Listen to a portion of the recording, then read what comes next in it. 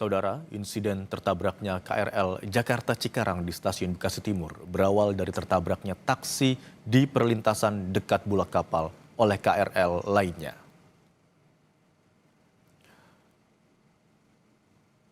Kami tampilkan kronologinya saudara. Awalnya saat KRL Cikarang Jakarta tengah melintas, sebuah taksi mengalami mati mesin di perlintasan dekat bulak kapal atau biasa dikenal warga dengan nama perlintasan Ampera, Bekasi Timur. Hingga akhirnya taksi tertabrak kereta. Menurut informasi tim di lapangan, taksi sempat terseret beberapa meter, namun sopir berhasil menyelamatkan diri. Insiden ini berdampak pada perjalanan KRL lainnya, yakni kereta Jakarta Cikarang yang melalui lintasan di sebelumnya. Menurut informasi Basarnas, peristiwa ini terjadi sekitar pukul 20.30 waktu Indonesia Barat.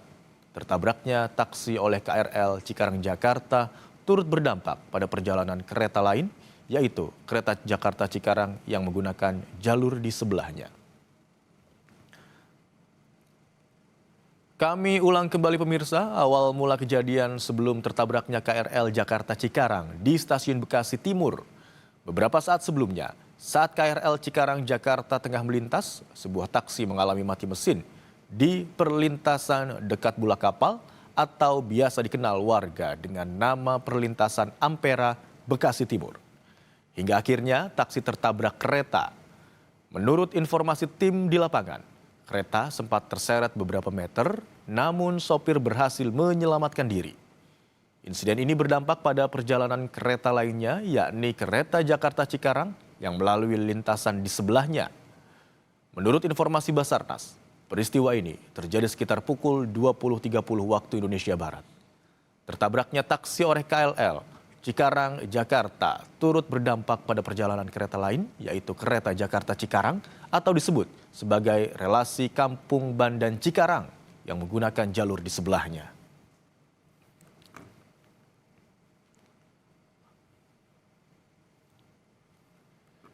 Insiden tadi kemudian berdampak pada perjalanan KRL Jakarta Cikarang yang ada di stasiun Bekasi Timur. Menurut pihak Humas PT KAI Daob 1 Jakarta, KRL Jakarta Cikarang di stasiun Bekasi Timur pun sempat terhenti sementara dan belum bisa melanjutkan perjalanan. Sementara di sisi lain, kereta api Argo Bromo Anggrek juga tengah dalam perjalanan. Namun dalam sekejap tiba-tiba dari arah belakang KRL Jakarta Cikarang yang tengah berhenti di stasiun Bekasi Timur muncul KA Argo Bromo Anggrek yang melaju di jalur dan menabrak bagian belakang KRL Jakarta Cikarang hingga membuat khususnya gerbong penumpang wanita rusak parah. Hingga kini belum diketahui pasti penyebab kecelakaan ini.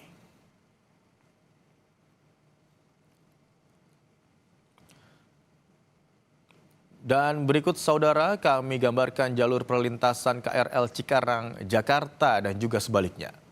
Lokasi kecelakaan antara KRL Jakarta Cikarang dan kereta api Argo Bromo Anggrek berlangsung. Pada saat kejadian, KRL Jakarta Cikarang tengah berada di stasiun Bekasi Timur seperti yang ada di gambar yang ditandai dengan titik merah. Rute perjalanan kereta dengan tujuan akhir Cikarang itu merupakan salah satu rute tersibuk, terutama saat jam pergi dan pulang kerja.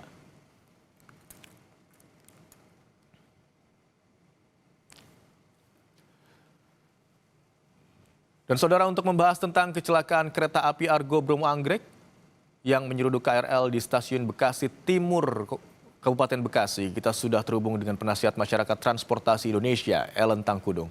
Selamat siang Ibu Ellen. Selamat siang. Dengan Imron di studio Bu Ellen. Ya, Baik Bu Ellen, bagaimana Anda melihat kronologi kecelakaan antara kereta api Argo Bromo Anggrek yang menabrak KRL di stasiun Bekasi Timur ini dari sudut pandang keselamatan transportasi? baik.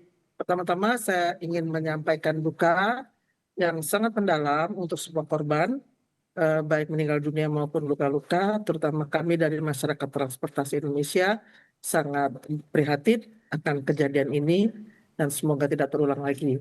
Dan ingin disampaikan juga oleh kami bahwa sebenarnya kereta itu adalah angkutan umum.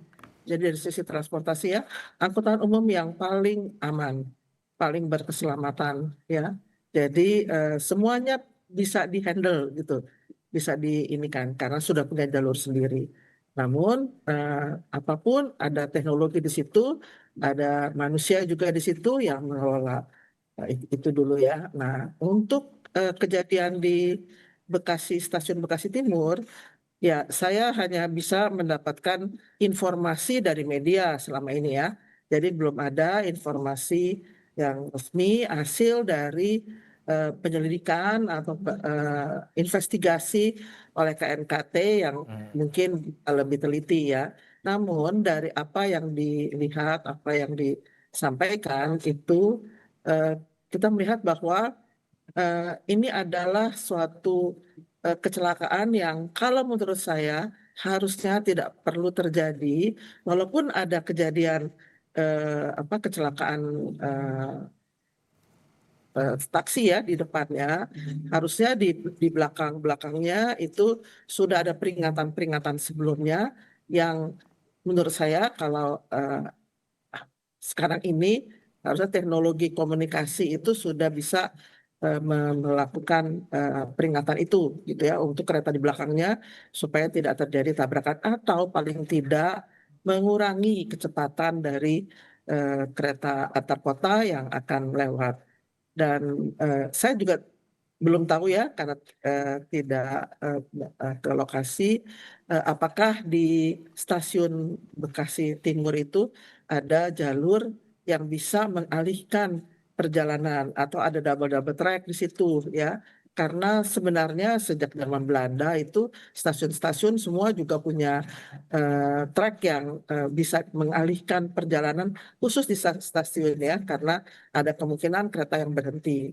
Nah, stasiun Bekasi Timur tidak bisa dikatakan stasiun kecil karena di situ lewat KRL dengan frekuensi yang tinggi dan juga dilewati oleh kereta antar kota dengan kecepatan yang ya kecepatan yang memang maksimal untuk kereta Argo ya. Nah, itu dia. Jadi sebenarnya eh, harusnya sih bukan apa bukan untuk ke depannya, tetapi harusnya semua stasiun, terutama yang ramai, itu sudah ada jalur untuk pengalihan. Ya, situ jadi bisa dengan manual maupun dengan teknologi itu sering disebut dengan wesel bisa memindahkan jalur yang sedang ada permasalahan khusus di stasiun. Oke Bu Ellen, tadi Anda katakan bahwa kereta adalah sebenarnya transportasi umum yang paling aman begitu ya, dan harusnya tidak terjadi kecelakaan seperti ini. Tapi kalau kita bicara soal kecelakaan ini ada dua kemungkinan antara human error atau soal teknologi yang error begitu ya kalau Anda katakan ya. Kalau kita bicara soal human error dulu Bu Ellen, kesalahan apa yang paling mungkin muncul hingga dapat mengakibatkan seperti yang terjadi pada malam hari tadi? Ya, apapun kereta sering juga terjadi kecelakaan ya, tetapi itu akibat dari luar. Jadi Oke. kecelakaan yang sering terjadi adalah di persimpangan sebidang ya, itu paling sering terjadi dan persimpangan sebidang secara undang-undang perkeretaapian tahun Undang-Undang Nomor 23 ya, kalau nggak salah ya, itu sudah dinyatakan bahwa tidak ada lagi persimpangan sebidang. Persimpangan sebidang itu hanya untuk sementara. Ya, jadi itu kecelakaan itu terjadi seperti itu. Dan yang kedua adalah kecelakaan karena anjlokan. Anjlokan itu karena cuaca, karena banjir, karena hujan, sehingga struktur dari konstruksi kereta itu bisa runtuh ya karena hujan. Nah, sehingga harusnya di dalam operasional kereta sendiri harusnya bisa berjalan lancar karena semuanya bisa dikendalikan. Apalagi teknologi komunikasi sekarang sudah lebih canggih dari yang zaman Belanda dulu ya, zaman dulu. Nah, harusnya sih seperti itu ya.